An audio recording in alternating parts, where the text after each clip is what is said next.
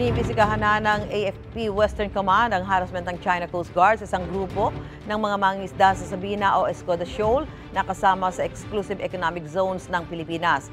Ang kwento ng isa sa mga mangingisda sa nangyaring harassment noong Oktubre sa unang balita ni Chino Gaston.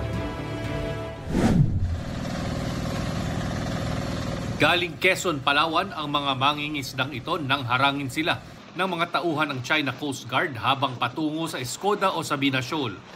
Kwento ng isa sa mga mangingisda, madaling araw ng October 12, 30 milya mula sa Escoda, namataan nila ang malaking barko ng CCG. Doon palang hinarang na ang kanilang bangkang pangisda.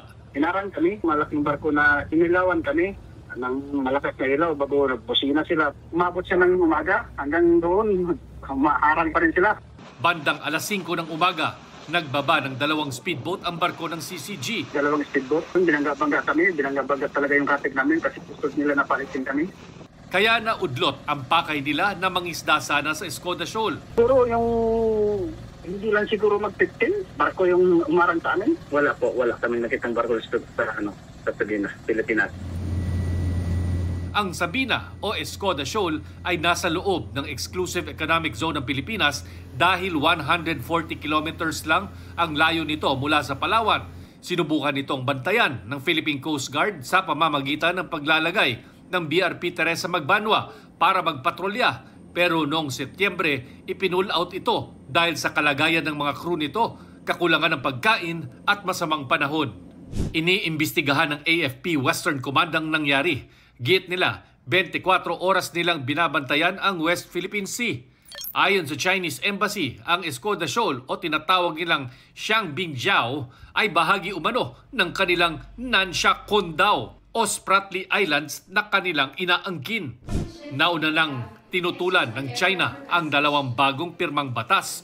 Una, ang Maritime Zones Law na nagtatakda ng teritoryo ng Pilipinas alinsunod sa 2016 Arbitral Award at ang Archipelagic Sea Lanes Law na nagtatatag ng 3 sea lanes kung saan maaring dumaan ang lahat ng barko at eroplano ng ibang bansa.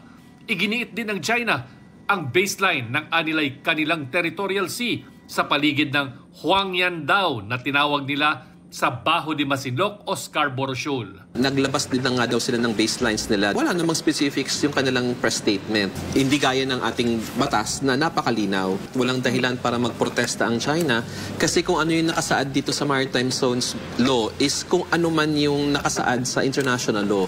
Ito ang unang balita, Chino Gaston, para sa GMA Integrated News. Ayon kay Pangulong Bongbong Marcos, inaasahan na raw niyang aalma ang China sa mga batas na nagtatakda ng teritoryo ng Pilipinas. Pero kailangan daw ang 2 bagong maritime law para maprotektahan ang sovereignty ng bansa.